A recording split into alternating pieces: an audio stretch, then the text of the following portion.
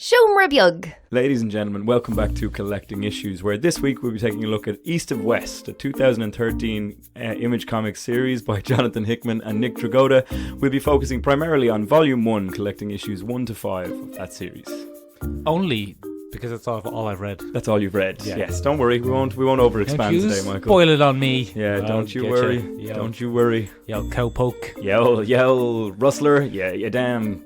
Yeah, anyway, go on. Ben, look, come here, tell us. This is Image Comics. Yeah. So it's in its own universe. It's a creator-owned projet. Tell us briefly, Ben, what bloody is it even? So basically, I think the best way to break this down is, what if America never settled the Wild West? What if it was still the Wild West, frontier town, etc., etc., etc.? Great podcasting, Ben. Top class stuff there. No, we take a look at, basically, this is America in the year 2064, I think is the concept. And the events of the Civil War, the events of the different warring nations, the settling and civilization of the West never really took place. They played out differently. Yeah, they've played out completely differently. All the different races that we saw enter into the great American melting pot, African Americans, Asian Americans, etc., Native Americans have never come to fruition. The Texans. They have remained separate states, entities, republics. Kind of seven nations. Exactly, 7 nations, if you will. Seven nation army, if you will. That's exactly what's happened. So America has been split into 7 different nations. I'm going to just Top provide class this. Okay, as you keep going.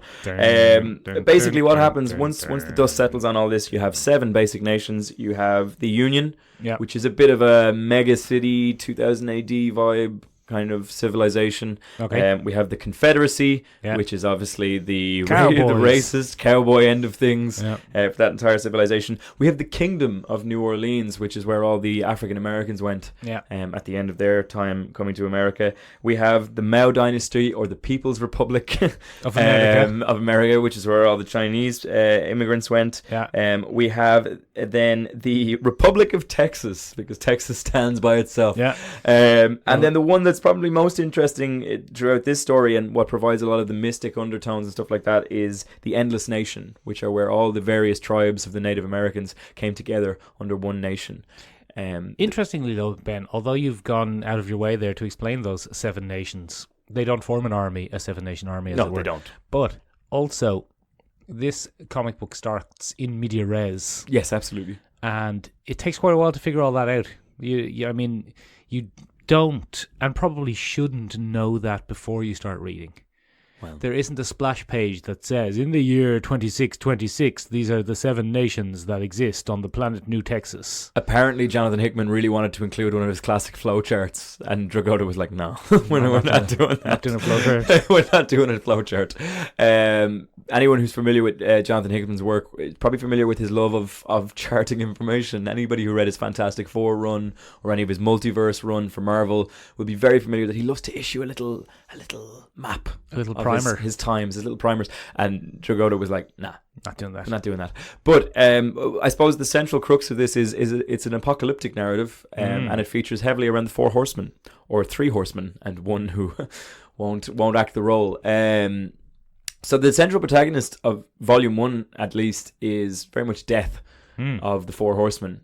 Or not of the 4 horsemen. Or of no longer of the 4 horsemen. He is seeking revenge for some slight brought against him in previous years, and that's the in medias res element of what we've been reading. And also, Ben, if I've only read this recently. I'd never heard of it even before. I can't believe you haven't heard of it. I don't know. I've got my head in the sand. Very successful in a lot of ways. I'm like an ostrich. It's to be an Amazon series.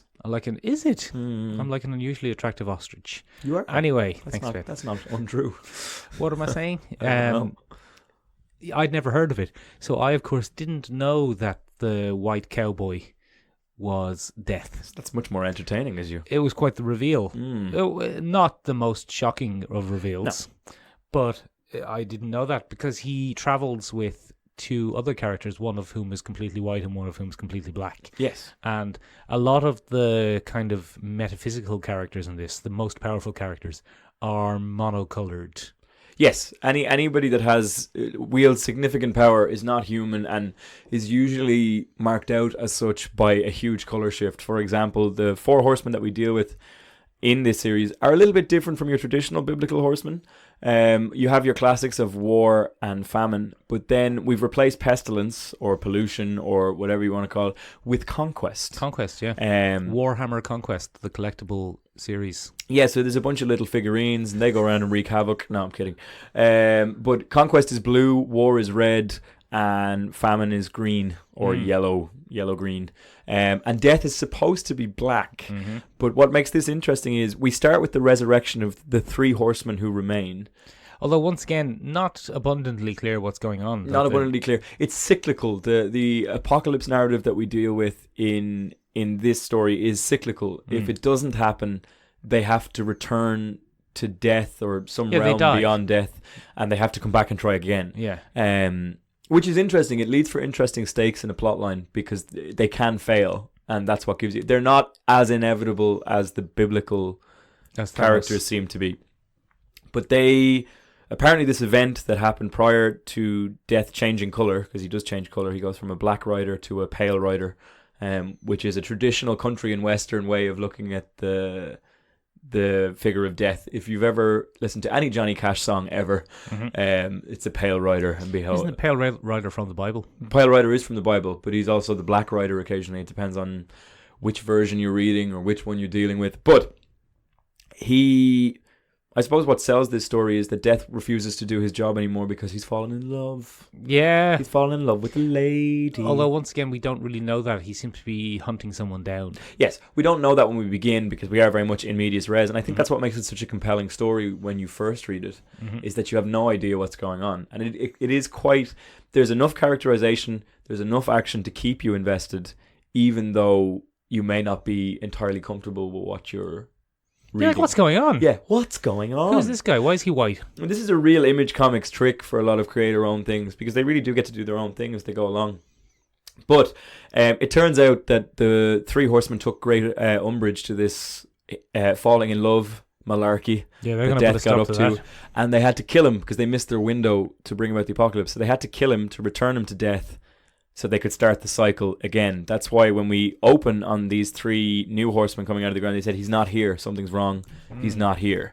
He survived somehow. Because he survived somehow. Exactly. So he turned from white to black. He somehow, something has happened. I don't think he's the full manifestation of what he should be. I think he's a half manifestation of the horseman. And I think that's a whole thing. The two that he travels with are Crow and Wolf. And they're a fascinating pair. They're really fun to read. I don't know about you, Michael, but I really enjoy reading the exploits of Wolf and Crow. There are very few exploits of them in this particular... In this one, but the opening scene is great. I don't think they even got names, did they? They're Wolf and Crow. Well, clearly they are Wolf and Crow. You clearly know that. Those are their names. Did they get those names in this collected issues? I think he introduces them in the bar as Wolf and Crow. Does he? You spin your wheels there and I'll find out. You find out for me.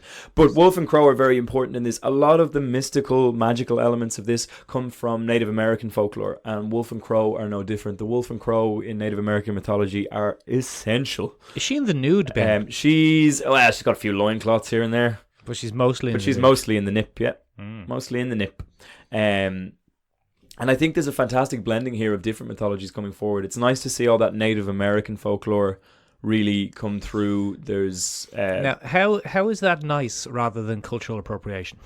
Well, it's not. Only that the story is set in America and Native Americans would probably suit a narrative for Western purposes. But I do think Jonathan Hickman is probably not excused from certain elements of cultural appropriation and the savage Indian and things. I think there's a little bit of shamanism, a little bit of that, but it is a very fantastical story.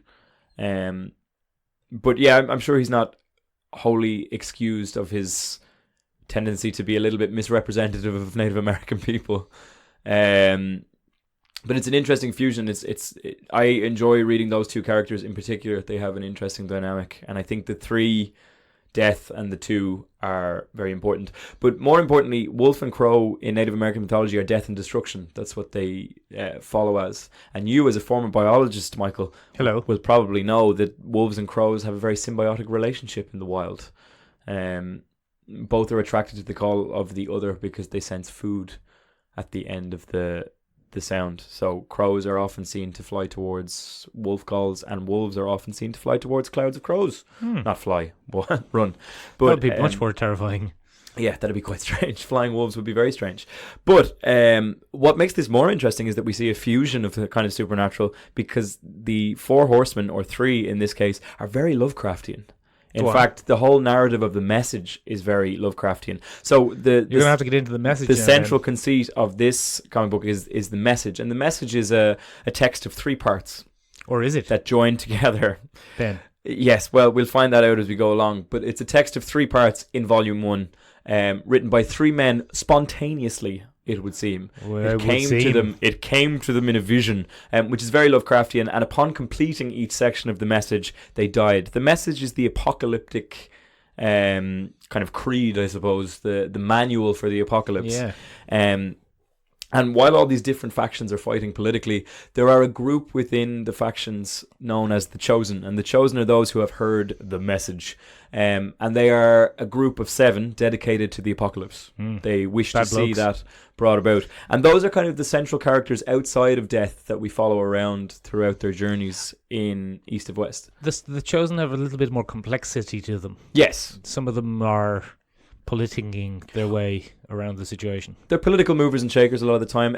This to me, and it didn't occur to me until I had actually become familiar with Game of Thrones, but it's very Game of Thrones. There's a Game of Thrones esqueness to it.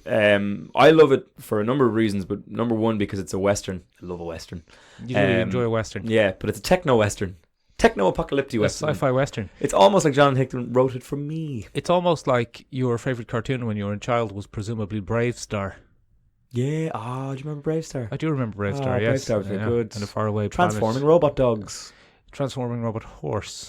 Sorry. Yeah. And also, I don't know if you remember Bravestarr, but the baddie from Bravestarr looked quite like Death in this series. Oh, really? Yeah. I didn't know that at all. He's a kind of skeleton man, a kind of white skeleton man. Now, the baddie in this isn't a skeleton man, but he's a... what was his name? Tex Rex? Doesn't matter. But he also rides a mechanical horse that can turn into a gliding thing.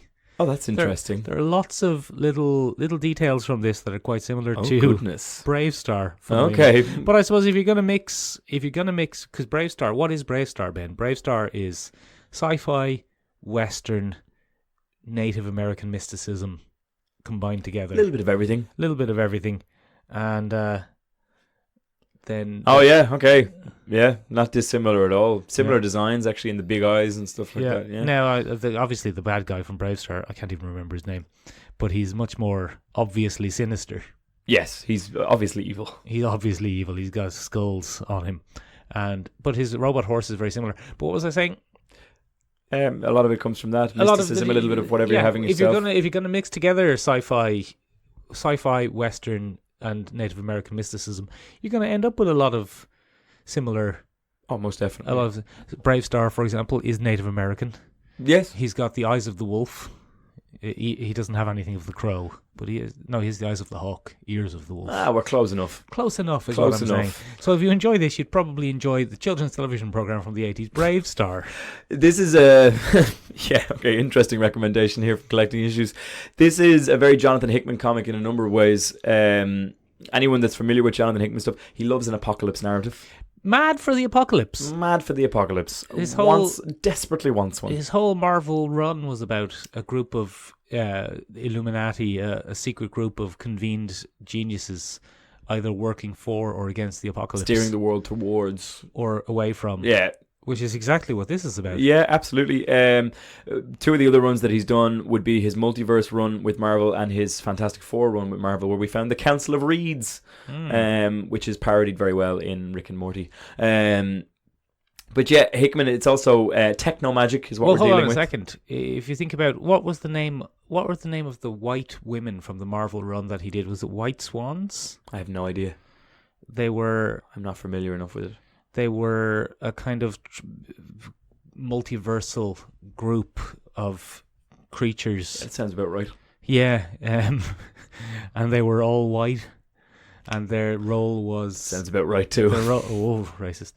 And their role was joining together to create the apocalypse or to prevent the apocalypse. And yeah, actually, now that you mentioned, there are a lot of similarities here. It's a Hickman narrative. It's a Hickman thing. Another Hickman thing that he loves doing, though, is very, very unbeatably powerful characters. I think he stepped back a little bit from that. Now, within Volume 1, the Horsemen can be seen as unbeatable, and Death, to a degree, is unbeatable. Well, Ben, all I've read is Season 1. And Season 1. Episode 1, sorry. All I've read is Jonathan Hickman. What's the name of that character? White Swan? Focus. Oh, that's going to annoy people. Focus. That's annoying me, so it's going to annoy listeners. Yes, sorry. I'm going to have to look that up. Black Swan. It's Black Swan. Okay. There she is. Look at her. There she is now. Look at her now. She could have stepped straight out of East is West. Yeah. East of West. East is West. East is West. No, it's not. But yeah, I have only read Volume 1 of East is West. You have. And East of West. I always thought East is West was a thing about Indian people living in London. Is there a TV show called that? I'm sure there probably is. It's definitely a play on something, but I'm not 100% sure what it is this time. Anyway, what was I saying? You were saying that Very unbeatable characters. characters. Yes. So if you harken back to Hickman's Marvel run, Yeah. he introduced a lot of comically powerful characters. Starbrand, reintroduced in some cases. He introduced Starbrand, who was described as both the hammer and the anvil. Oh. He introduced... The Maker? Is that one of his? The evil Reed Richards The thing? evil Reed Richards. He introduced he loves very, very, very, very, very cosmically powerful, unbeatable characters. And you're saying that might not be true of East of Eden. But while I was reading it, in Volume 1 here in front of us, Volume 1, East of Eden by... Oh, it's wet. By Jonathan Hickman. I told you there was a wet patch on the table. Nick Dragotta. Death... What, Swan? No, Crow and Wolf are utterly unbeatable. Yes. They take on the entire might of the People's Republic of China of America army and don't even... Decimate not even them. a scratch is inflicted upon them. No. Even his robot horse thing, which he stole from Bravestarr, is... It's a headless robot horse. It's a headless robot horse stolen from with Bravestarr. a cannon. Yeah, but even that is more powerful than the Chinese army. Seems to be. Like, they just breeze through, and it's this, like, coming of a great unstoppable power. I think that's the important part of the narrative in terms of Apocalypse. What I will say to kind of detract from that is he's not an omnipotent threat, as in he can't move from one place to another at will. He has to travel like anyone else. Yeah. And so do the other horsemen. They do seem to be limited by human action. And this is referenced by the other three horsemen saying, I hate this season. And he says, what season? The one where we're stuck in the bodies of children. They have to transition from one phase to the next. And as the series progresses, even though you've only read Volume 1, only read Volume 1. They do grow older. And that's the whole purpose of it as we go along. Funnily enough, the horsemen are not as important as you think. I think a lot of the political moving and shaking is something that really defines this one for me. It's interesting to see those characters interact with each other, and they're very snipey, and it's an uneasy alliance when it comes to the message and this kind of thing. And when you have characters like Bell Solomon, who's the representative for the Republic of Texas, and he firmly identifies himself from the beginning as a skeptic. He doesn't believe in the message. I don't believe in the message. No. I'm here to bear witness or whatever. It's kind of interesting to see all these things. I should point out that Armistice is the central location where this kind of cabal of message believers convene, and Armistice is where the 7 different nations reach their own accord to go their separate ways and live in peace. As I said before, it's fascinating to see. For me, when I first read it, what really interested me was to see the way those different nations developed. For example, the Kingdom of New Orleans is a monarchy. Right. And it's the only monarchy that exists within the American 7 nations. And the monarchy is based on a kind of tribalism, Black Panther vibe. Go on. That we see as we go along. So it was interesting to see. Again, I don't know whether that would get Jonathan Hickman in hot water. I don't know if you're allowed to simply assume that black people would become a monarchy again in some kind of tribalist sense. It's possibly cultural appropriation. But it's also not entirely unlikely that they wouldn't return to a system that they were familiar with regards to tribalism, but it's hard to tell. Another interesting example of that is the Endless Nation. The Endless Nation, after they sign the accord, go into isolation for over 40 years, and they emerge as the most technologically advanced nation on the planet. So they spend those 40 years developing time very east of west. Yeah. They spend that time developing technology far beyond anything that the other nations have, and that's where Death's horse comes from. Oh. He's Is that from future issues? no. It's there. That's Wolf and Crow provide him with the horse because they are members of the nation. So they have magic and technology. Yes. No. Well, okay. That's a future issues thing. Do you want me to explain that to you? Go on, but be careful. So, one of the great criticisms that many people in the Endless Nation have is that they've turned their backs on the old ways. Right. Wolf and Crow are two people who have dedicated themselves to the old ways, and that's why they have access to shamanism in that level. Overall, the Endless Nation doesn't use magic in the same way. Right. They use technology over magic. They've chosen to go with technology over magic. Right. And one of the criticisms and what causes a lot of the infighting within the Endless Nation is you have elders who want to return to the old ways and you have younger people who want to further push technology. But again, one of the even more fascinating things is the People's Republic of China of America, where it's the Mao dynasty in its own thing. And Death's Great Love is one of the daughters of Mao. Chairman Mao. Chairman Mao, Ben, wrote the third part of the message. Yes. But he wrote it later. Yes. Do you think he's a liar? Do you, Michael? I don't know. Do you think he's a liar? I don't know. I've read the whole series, Michael. I suspect he might be a liar. Well, we'll find out as we go along, Michael. But we won't spoil it for anybody else because you may want to read the rest of it. Overall, Michael, what did you think of it? Because this one was my suggestion, and as I said, I'm going to be very biased today because I think this is one of my favourite comics ever. Hold on a second. I wasn't done talking about Chairman Mao being a liar. Go on. The Chinese scenes were very reminiscent of, for example, the movie Hero. With Jet Li? No, not that one. With Jet Li, yeah. Jet Li. The one where the story is told from multiple perspectives. Yes. And there's a siege of an imperial palace in this that's very reminiscent of that.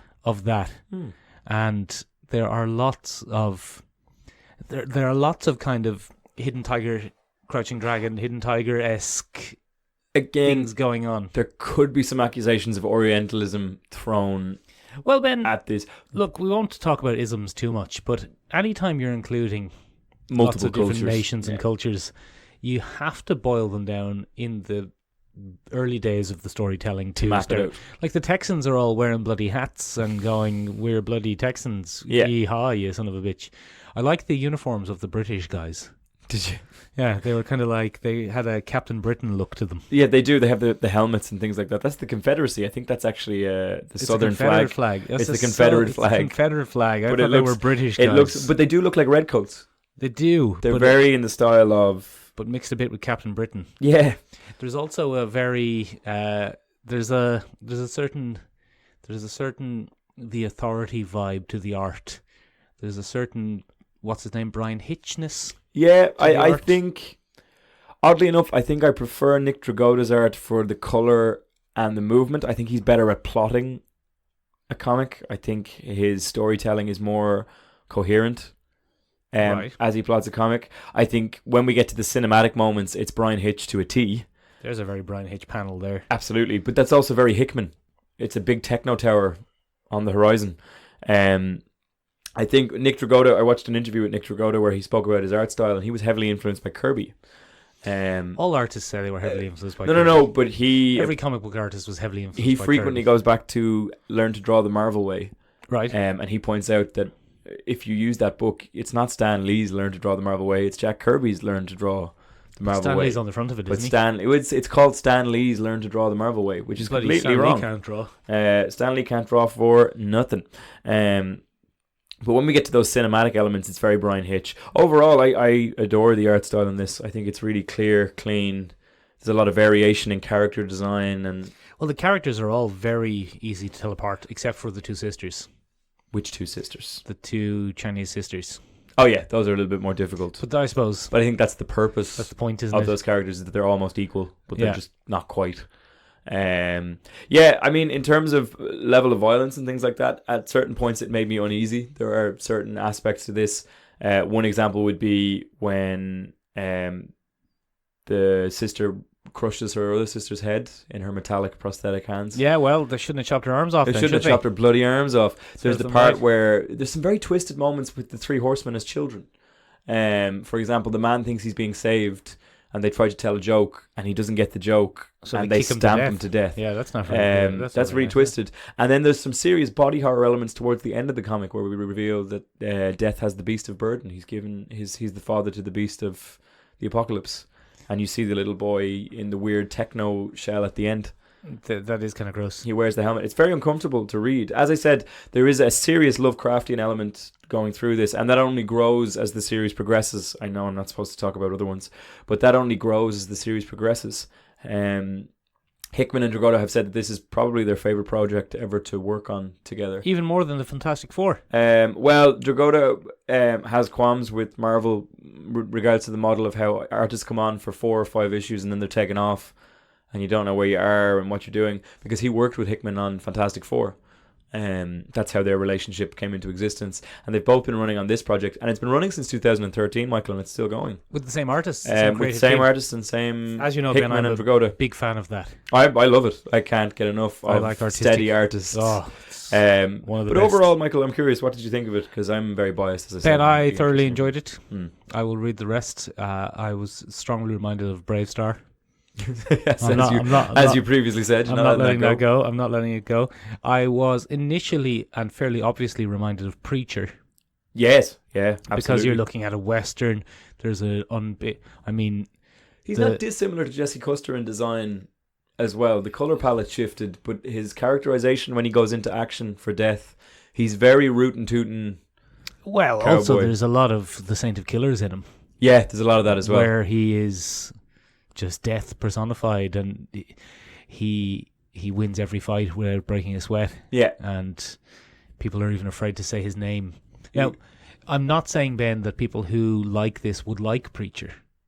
I don't think they would. I think they're two very different things. They're very different tonally. Although they both have cowboys, mystical cowboy creatures, religion mixed with religious symbolism mixed with Western ideas, but this is a lot less mean than Preacher. Yeah, it doesn't. It's not there to make a point about anything. It's a story. I think at the end of the day, it's not a. All stories make a point, Ben. It's not, but it's not rebelling against any kind of. God doesn't actually get much of a mention in this. No, not in the ones I've read anyway. The apocalypse seems to be something that happens outside of religion. Yeah. And it's kind of interesting to see that aspect of it as well. But if what? Sorry, go on. Go on. No, you go ahead. You go on. You go ahead. No, you go on. You go ahead. No, you do. You go. You I was just going to say, in terms of characterization overall, I think that's one of the most interesting things, and I think it sets it apart from Hickman's other work. As you said, this overpowered creature concept exists in a lot of Hickman's work, whereas Death is quite human, and many of the other characters are quite human. It's interesting to see how snipey these people can be with each other, how underhanded they can be with each other. It does a great job, I think, of illustrating how messy human entanglements can be. The House of Mao is in disrepair because there's a father who still loves one daughter more than the other, but that one daughter has let down everything that he stood for. Because he fell in love with death. Because she fell in love with death, and she betrayed everything, and yet he can't love the other sister as much, regardless, because it will always be his favourite, and then the sister is bitter against this. She's the reason her daughter got her hands cut off, or her sister got her hands cut off, because she was bitter and decided to snatch power. Off? No, War does that. No, Takes the he's a flaming bad sword and cuts the hand straight off. But she's the one that betrays her location and makes her lose her baby. Yeah. Which is a very bitter, petty action. Then you see someone like I'm not going to remember his name, Archibald, the Confederacy guy. Archibald Chamberlain. Good teamwork there, Michael. Is that right? And he talks his way out of his appointment with death. Yeah. He's a silver-tongued devil. He's very English. He's very English. He's very a old, real Southern old gentleman. South, I think. Yeah. And he's the character that you kind of have to keep your eye on. He's a real worm-tongue. He's a real what was the name of Littlefinger? Peter Baelish. Yeah, he's a real Baelish. And I really enjoy reading those interactions. I enjoy watching the racial tension that you see in some of the meetings. Racial tension that you see in some of the meetings. I think the pride of Native Americans is always there, where they look at everyone else as a usurper or a trespasser. I think it's interesting to see the tension between Archibald and the kingdom representative as a black man versus a Confederate I don't remember a lot about the Kingdom, to be honest. It's not that heavily featured in this. Again, what I love most about East of West, and this is probably very poor for a podcast that's just looking at Volume 1, is that it really is an epic that holds up. It's a sprawling narrative. Well, I haven't bloody read that. That holds up. I know, but you're going to get to it. I'm telling readers why they should keep reading. If you enjoyed Volume 1, it is probably one of the most consistent ongoing series that I've ever read. And I really, really love reading it. It always feels like there was always a plan to this. It always had an end game in mind, and it's a pleasure to read. And it, in terms of world building, I've struggled to come across better than this when it comes to world building. So that's high praise for me. If you enjoyed, now hold on, let me say what I was going to say. Remember when I let you finish? Remember when I let you finish? Now let me what I was going to say. If what you liked about this was the Western mixed with Christian, biblical, mythological, unstoppable characters, stuffy, then you'll probably enjoy Preacher. Yeah. If you didn't particularly care for all the different nations and the science fiction and all that stuff, then you'll go for Preacher. Yeah. Otherwise, Bravestarr. Or Game of Thrones. If you're looking for if you're a little bit bereft of a Game of Thrones fix and you want to get into comic books, good place to start. Or even if you're thinking, I really like this kind of sci-fi Western aspect, I could do without the mysticism, then you can get yourself some Firefly going on there. Yeah, Firefly might work just fine. Yeah, that's a real good shout there, Michael. If you let me finish a thought every now and then, you son of a cowpoke. Soz. If you did enjoy this and you want to see more things in a similar vein to this, Low from Image Comics is an excellent. Never heard of it. Thing. It's about humanity's been pushed underwater due to rising climate temperatures and things like that. It's a fascinating little read. A lot of techno magic sorcery kind of stuff going on. Multiple nations all at once. So I strongly recommend that one. Any of the classic westerns, just go have a look at a classic western movie and you'll see exactly what inspired all of this. If you're looking for something a little bit more in the vein of a comic book, East of West, Sheriff of Babylon is an excellent look at something like that. It's a more modern cowboy set in Iraq. It's an interesting twist on that kind of thing. If you're looking for inevitable cosmic badasses, I didn't really find something that was... Well, I mean, read the Infinity things by Jonathan Hickman, because that's what he bloody likes, isn't it? That's his bloody thing. It makes him tick. Yeah, Infinity and Secret Wars. So please let us know what you thought of all of this. We'd be very curious to hear. Please get in touch with us on the Instagram or on the Facebook group and let us know how you felt. Do you like Jonathan Hickman's work? Do you think he's over-reliant on overpowered work? Michael, if you had to take one thing from the comic this week, what would you take from it? I don't know what you mean. If there's one thing that you liked more than anything else, what did you really like enjoy? the character designs. Really? Yes. Is that just because Crow is half naked? I liked Crow. I liked Wolf. I liked Death. I thought Death was a cool white cowboy. Yeah, it's pretty cool. I liked the art, Ben. You like the art? Yes, I like the art. I thought the art was good and clear and honest. That's good, Michael. I'm currently in the phase of having a debate, Michael, as to whether to buy the hardcovers to further support the artist. Even though I have all the paperbacks. You have all the paperbacks, Ben. I have all the paperbacks, but I might buy the hardbacks as well. But yeah, that's it from us for this week, ladies and gentlemen. Don't forget to get in touch with us in the various places. Check out seomrabeag.com, SEOMORABEAG.com. It means tiny room in Irish. It means tiny room in Irish for anything else that you might want to see. If you have any suggestions for what we could review here on the Collecting Issues podcast, please let us know. I was going to say tiny room.